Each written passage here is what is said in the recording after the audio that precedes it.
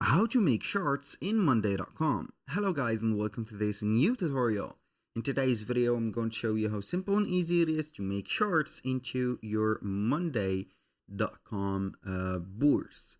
So basically it is going to be very easy. It is going to be a type of view or a view that you're going to add into your boards or your dashboards. So you're going to visualize a progression, for example, of a project, or you are going to visualize something that you need in statistics mode.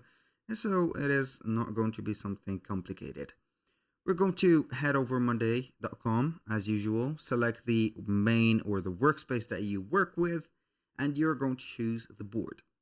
Once you have added the board, we're going to have the chart.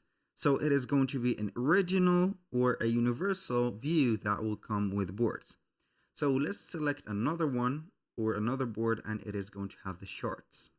So in our case, we're going to select this one. If you do not have it already, you can go ahead and click on add view, select from here chart, and it is going to add.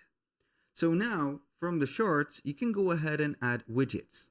These are going to be type of widgets. So you can go ahead and have the chart, a number, a battery progression, for example, like that. You can go ahead and have it from here or there. So I can go ahead and put it like this, have it like that. And depending on the type of the chart or what do we want to see, you're going to click on the settings of each one of the charts.